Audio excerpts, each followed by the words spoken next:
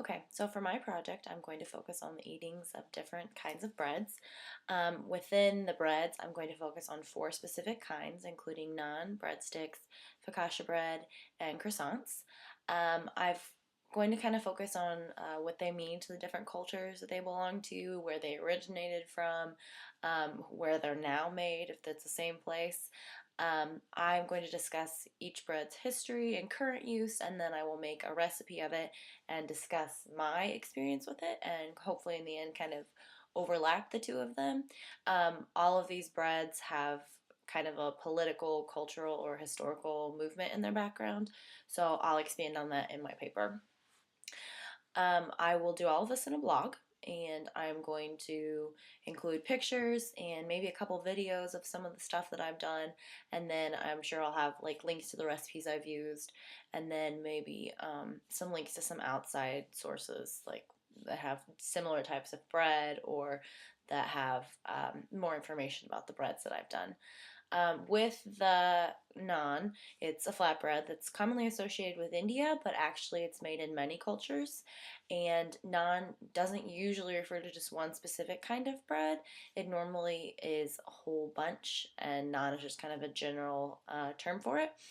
It dates back to 1300 AD and can be used for lots of different things in a meal. It just kind of depends on what you're focusing on. Breadsticks are Italian. Their original kind was grissini, and there are two stories about how they came about. One has been passed down orally, and it's a bit more romantic than the other one, so that's why it's continued to be passed down, even though historical evidence, points to the fact that the other story is probably more correct. It's more practical and makes more sense.